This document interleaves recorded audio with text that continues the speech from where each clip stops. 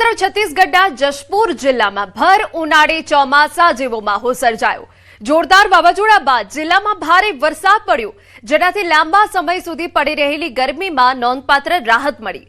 બગે આ વિસ્તારમાં વરસાદ સાથે ભારે કરા પડ્યા, જેના કારણે હવામાનમાં ઠંડક પ્રસરી ગઈ, સાથે ખેડૂતોની ચિંતા પણ વધી ગઈ। કરા અને ભારે વરસાદથી ટામેટા, મરચા અને અન્ય પાકોને ભારે નુકસાન પહોંચ્યું।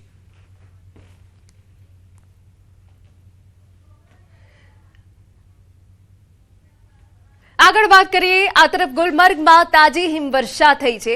કિંગડોરી અને આફ્રોથના પર્વતોમાં હિમવર્ષા થઈ। વેકેશન દરમિયાન અહીં આવેલા પ્રવાસીઓને તાજી હિમવર્ષા જોવા મળી। ગુલમર્ગ આવેલા પ્રવાસીઓ હિમવર્ષાનો આનંદ માણ્યો હતો અને આનંદ વ્યક્ત કર્યો હતો કે તેઓ આ સિઝનમાં હિમવર્ષાનો અનુભવ કરવા મળ્યો।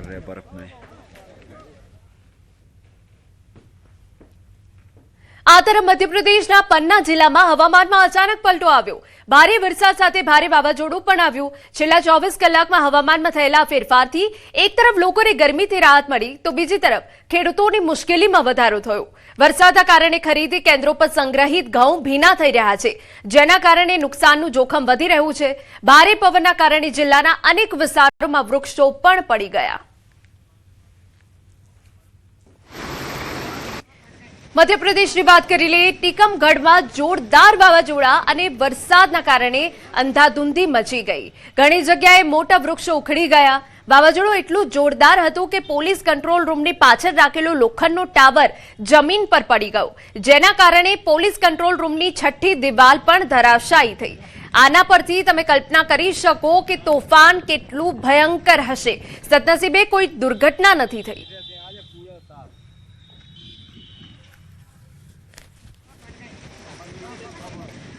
ઉત્તર પ્રદેશના ગોરખપુરમાં આજે સવારથી જ ગાઢ વાદળો છવાયેલા છે। ઝરમર વરસાદથી વાતાવરણ ખુશનુમા રહ્યું અને ભીષણ ગરમીથી રાહત મળી। આ વરસાદ ખેડૂતો માટે પણ ફાયદાકારક સાબિત થઈ રહ્યો છે। ડાંગરની વાવણી કરતા પહેલા ખેતરો તૈયાર કરવા માટે તે અમૃત સમાન છે। હવામાન શાસ્ત્રીઓનું માનવું છે કે આ પ્રકારનું હવામાન 2 થી 3 દિવસ સુધી ચાલુ રહેવાની ધારણા છે।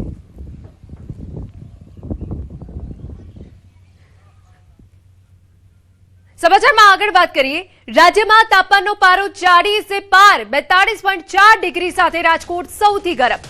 અમદાવાદમાં 41.7 ડિગ્રી, ગાંધીનગરમાં 41 ડિગ્રી તાપમાન, અમરેલીમાં 40.7 ડિગ્રી, ભાવનગરમાં 40.4 ડિગ્રી તાપમાન, ડીસા અને દાહોદમાં નોંધાયું 40 ડિગ્રી સુધી તાપમાન।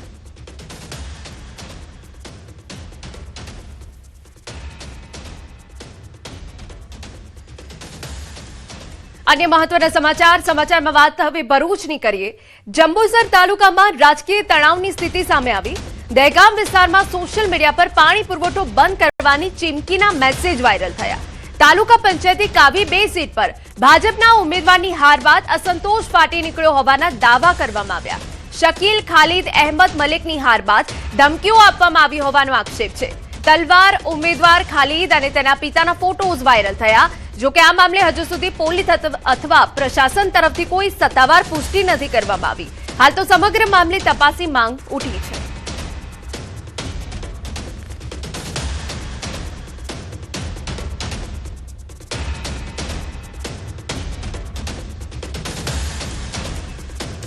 તો આપણે જણાવી દઈએ, ઉમેદવારની હાર બાદ ધાકધમકી આપ્યાનો આક્ષેપ અહીંયા થયો છે।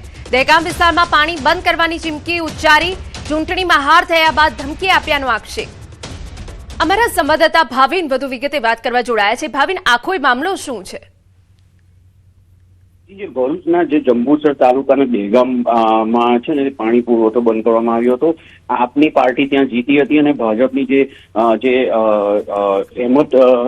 ખાલિદ અહેમદ મલિકની હાર થઈ હતી, તેથી તેને ત્યાં ગામમાં ધમકી આપી હતી। એ તાવી 2 સીટ ઉપરથી ભાજપનો ઉમેદવાર હતો અને ત્યાં ઉભો રહ્યો હતો। એને જ્યારથી ચૂંટણી ચાલુ થઈ ત્યારથી જ ત્યાં પાણી પુરવઠો બંધ કરી દીધો હતો, તેથી તે મત ફેરવવાની કોશિશ કરી હતી। અને જે ઉમેદવાર છે એ ઉમેદવારે સ્પષ્ટપણે જે ગ્રુપ છે એમનું જે ગ્રુપ હતું જંબુસરનું, એની અંદર લખ્યું હતું કે આજથી જ પાણી પુરવઠો બંધ રહેશે। તેની દરેક ગ્રામજનોએ ગંભીરતાથી નોંધ લેવી। ઉપરાંત એવું પણ લખ્યું હતું કે સૂચના નથી, આ નિર્ણય છે મારો। આ મામલે હજુ સુધી કોઈ સત્તાવાર પુષ્ટિ થઈ નથી અને પોલીસ તપાસ ચાલુ છે। જી બિલકુલ, આભાર। સમાચારમાં વાત અમદાવાદની કરીએ. અસામાજિક તત્વોનો આતંક સામે આવ્યો. કર્ણાવતી ચોકી નજીક મારામારીની ઘટના બની છે. લગ્ન પ્રસંગ દરમિયાન મારામારી થઈ હતી. મારામારીની ઘટના સીસીટીવીમાં કેદ થઈ. અહીં સવાલ એ છે કે પોલીસની હાજરી હોવા છતાં અસામાજિક તત્વો બેફામ છે. શું તેઓને પોલીસનો પણ ડર નથી રહ્યો? આ સૌથી મોટો અહીંયા સવાલ છે. તો આપને દ્રશ્યો બતાવી રહ્યા છે કે જ્યાં કોઈ કારણોસર મારામારીની ઘટના બની ગઈ. જો કે પોલીસ ત્યાં હાજર છે અને છતાં મારામારી ચાલુ છે. અહીંયા સવાલ સૌથી મોટો એ છે કે આવા અસામાજિક તત્વોને પોલીસો હવે કોઈ જ ડર નથી રહ્યો, કાયદાનો કોઈ જ ખૌફ નથી રહ્યો. આ અહીંયા સવાલ થાય છે. બે અલગ અલગ તસવીરો અમે આપને બતાવી રહ્યા છે કે જ્યાં અમદાવાદથી આ સમાચાર આપને જણાવી દઈએ કે જ્યાં કર્ણાવતી ચોકી નજીક મારામારી થઈ. લગ્ન પ્રસંગ ચાલી રહ્યો હતો અને તે દરમિયાન કોઈ બાબતોસર મારામારીની ઘટના બની અને જે ઘટના બની તે સીસીટીવીમાં કેદ થઈ ગઈ. પરંતુ પોલીસની હાજરી જોવાઈ રહી છે. અસામાજિક તત્વો બેફામ થયા છે પોલીસની હાજરીમાં. શું તેઓને પોલીસનો પણ ડર નથી રહ્યો? તે અહીંયા સૌથી મોટો સવાલ છે.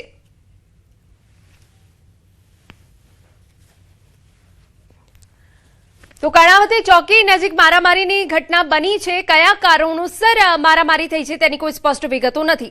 પરંતુ બીજા જે સીસીટીવી ફૂટેજ અમે આપને બતાવી રહ્યા છે જેમાં પોલીસ કાફલો ત્યાં હાજર છે, પોલીસ વેન ઊભી છે અને છતાં પણ જે લોકો છે એકબીજા ઉપર લાકડી વડે મારામારી કરી રહ્યા છે. જે એક સવાલ ઊભો કરે છે કે આવા લોકોને પોલીસનો કેમ કોઈ ડર નથી અને પોલીસે કેમ આખો એ મામલો શાંત ન કર્યો? પોલીસની જ હાજરીમાં મારામારીની આ ઘટના બની.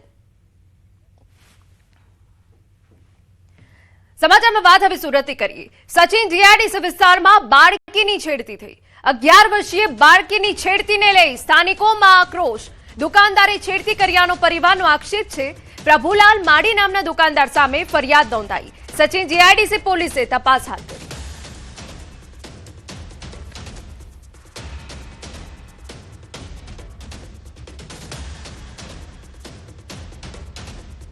સામાન્ય નાગરિકો માટે મહત્વના સમાચાર.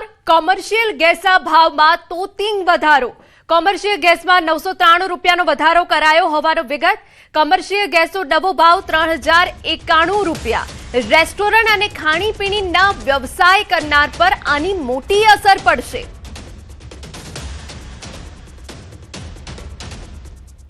તો આપને જણાવી દઈએ કે જ્યાં કોમર્શિયલ ગેસમાં 993 રૂપિયાનો વધારો કરવામાં આવ્યો છે. જે લોકો રેસ્ટોરન્ટ ચલાવી રહ્યા છે, ખાણીપીણીની તેમનો વ્યવસાય છે, તેઓ લોકોને આની માઠી અસર જરૂરથી પડવાની છે. આપને વિગતો આપી દઈએ કે જ્યાં તોતિંગ વધારો કરવામાં આવ્યો છે, 993 રૂપિયાનો વધારો થયો છે અને જો નવા ભાવની વાત કરવામાં આવે તો 3091 રૂપિયા નવો ભાવ છે.